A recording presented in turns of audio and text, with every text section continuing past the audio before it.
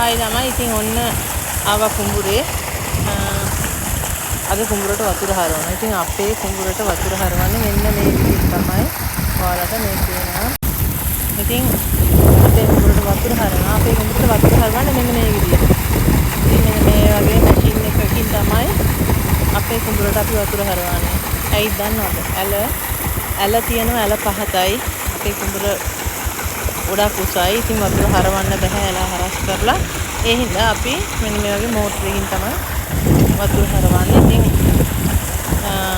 මේ මෝටරේ ආධාරයෙන් තමයි අපි කුඹුරට වතුර හරවන්නේ. ඉතින් මේ උදේ ඉඳලා කුඹුරේ ඉතින් වතුර හරවනවා. වහින්න වගේ තියනවා. ඒ වුණාට වැස්ස බලාපොරොත්තු වෙන්න බෑ යාළුවනේ. ඉතින් ඒ නිසා හිතුවා කුඹුරට ඇවිල්ලා වතුර හරවන්න ඕනේ කියලා. ඉතින් මම අද දවසේ උදේ ඉඳලම කුඹුරේ. ඉතින් කුඹුරට වතුර වදිනවා. මම ඉතින් මෙතෙන්ට වෙලා පොඩ්ඩක් බලාගෙන ඉන්නවා. ඔක්කොඩවල් කඩනවා, බඳිනවා. ඉතින් මේ රියද්දට වතුර වැදිලා.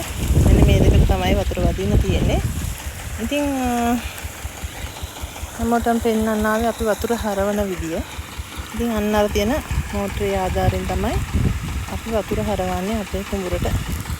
ඉතින් මෙන්න මේ විදිහට මේ බලන්න මේ තියෙන්නේ මේ මුගුණු වෙන්න මේ බටපලා කියන જાතිය තමයි මේ හැදිලා තියෙන්නේ මුගුණු වෙන්න බටපලා. බටපලා කියන්නේ අන්න ඒවා. ඉතින් ඔන්න විදිහට තමයි වතුර හරවන්නේ. ඉතින් ඔන්න තමයි වතුර හරවන විදිය. ඉතින් ගිහින් එන්න. කට්ටිය ලයික් කරන්න, ෂෙයා කරන්න. බයි.